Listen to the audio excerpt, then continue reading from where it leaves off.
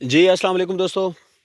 शाम ना मंजर जनाब बिल्कुल भिड्डां चराई करके वापस आ रही डेरे ते मैं जनाब इन्हों वेख्या। मैं क्या जनाब दोस्तों वास्ते वीडियो बनाना है जनाब। बड़ा खूबसूरत जहा व्यू जी, देखो ना है जी। शाम ना मंजर बड़ा ज़बरदस्त ते वीडियो दा माहौल बहुत अच्छा होएगा जी।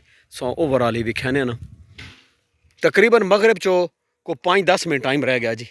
ते ऐ ना भिड्डां ने चर के वापस डेरे ने कोल बिल्कुल आ गया। वेखो ना जी, ऐ की खानी पिया ना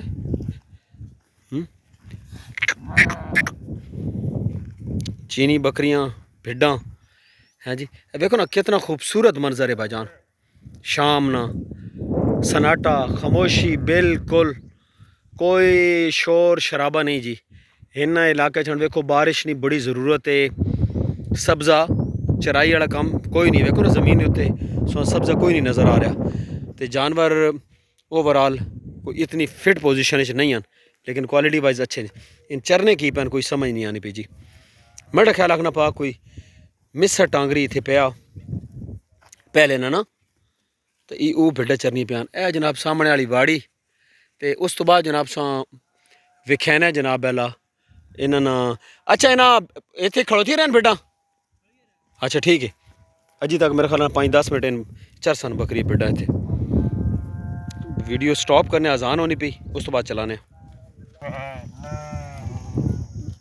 बिस्मिल्लाहिर्रहमानिर्रहीम ला इलाहा इल्लल्लाह मुहम्मद रसूलुल्लाह सल्लल्लाहु अलैहि वसल्लम। ए जनाब अजान हो गई मगरिब दी ते हुण जनाब मैं थोड़ा जिहा सैटअप विखाइए। वेखो ना जी, वीडियो का रिजल्ट बहुत ज़बरदस्त है ना जी। शाम के टाइम से जी वीडियो बननी ने जी, क्या बात है। वेखो ना बिल्कुल शीशा, हालांकि मगरिब हो चुकी। है जनाब सामने डेरा नज़र आ रहा तो इन्हें भिड्डा जनाब वाला उत्थे पहुँचना। चलो चलो चलो चलो चलो चलो चलो चलो जी।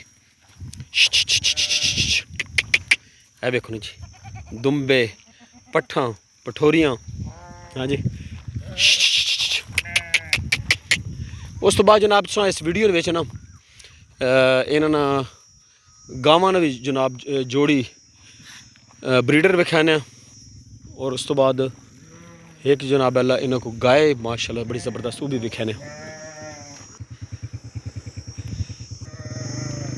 ए जनाब अल्लाह हुण माल जनाब है ना पैने जी वाड़ी ने विच। हाँ जी।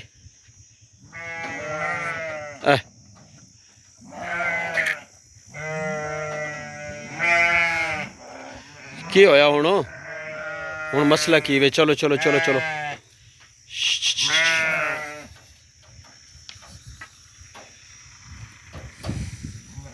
या जनाब शिफ्ट हो गया माल। चलो जी चलो। अच्छा इन्हें बकरी केड़ी सूइयां भी मामूरी मैं कुछ इन्होंने बच्चे कितने? इन्होंने बच्चे सूइयां भी बकरियां ने। अच्छा अच्छा ये मामूरी आखने पैन फार सेल।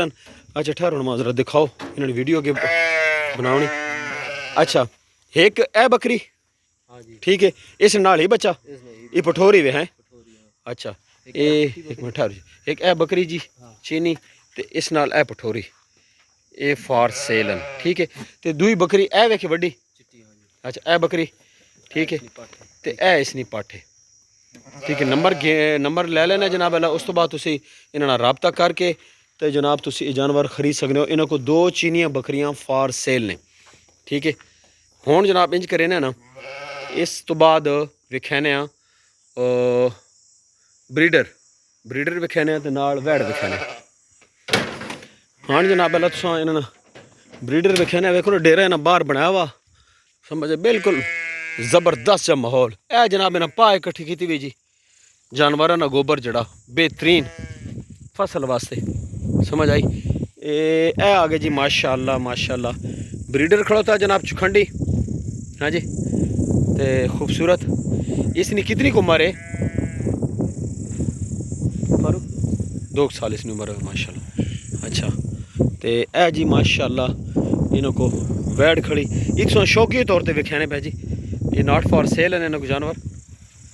इस ब्रीडर को तो जी असी जड़ा ना जी साढ़े ग्रां गाइयाँ क्रॉस होनी पियान माशाल्लाह। बड़ा अच्छा बड़ी खिदमत पे करे ने जनाब इलाके नहीं। जोड़ी ने रखी भी तो ए जनाब बाहर मामू अल राजी और डेरा बनाया हुआ बड़ा खूबसूरत तुसा व्यू भी कहना बिल्कुल अजाना हो गया मगरब दियां ते मैं क्या जी तुसा सारा ओवरऑल विखा दईए।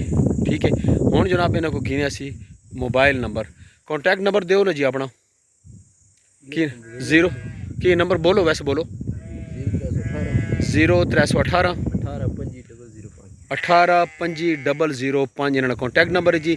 लोकेशन तलगांगना गाँव चुखंडी। मिलने नेक्स्ट खूबसूरत जी वीडियो दे नाल। अल्लाह सोने के हवाले जनाब माशाअल्लाह तो कमेंट जरूर करो जी। अल्लाह हाफिज़।